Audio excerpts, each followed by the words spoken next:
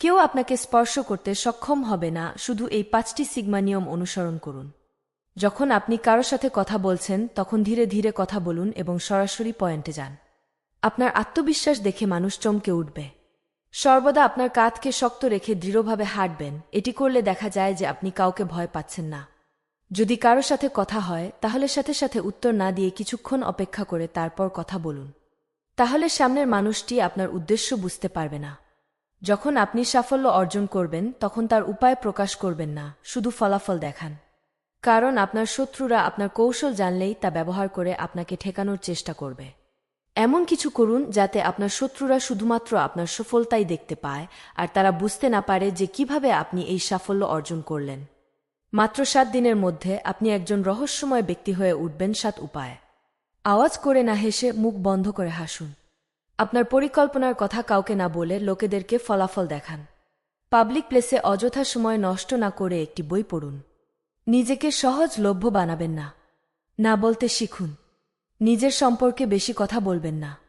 আপনার ব্যক্তিগত জীবন গোপন রাখুন। কে তোমার বড় শত্রু জানুন। তোমার খুশিতে যাদের গায়ে জ্বালা ধরে আর তোমার বিপদ দেখে যারা খুশি হয় তাদেরকে কি তুমি সবথেকে বড় শত্রু ভাবো? তারা কিন্তু তোমার সবচেয়ে বড় শত্রু নয়। ওরা আসলে তোমার মতো হতে চেয়ে বা তোমার লেভেলে পৌঁছাতে চেয়েও ব্যর্থ হয়ে হতাশায় আর হিংসেই জ্বলে পুড়ে মরে। ওরা তোমার কোনো ক্ষতি করতে পারবে না, নিজেরাই জ্বলবে শুধু। কিন্তু যারা তোমার ছায়াসঙ্গী হয়ে ঘুরঘুর করে, তোমার মাত্রা অতিরিক্ত প্রশংসা করে, তুমি ভুল করলেও এমনকি অন্যায় করলেও যারা সাফাই দেয়, তোমার ভুল বা অন্যায়কে শুধরে দেওয়ার পরামর্শ না দিয়ে উল্টো সেগুলোকেই করতে তোমাকে আরও বেশি উৎসাহিত করে, কুবুদ্ধি দেয়, তারাই তোমার চরম শত্রু। এরা শুধুমাত্র নিজেদের স্বার্থসিদ্ধির জন্য বাড়িয়ে বাড়িয়ে তোমার প্রশংসা করে।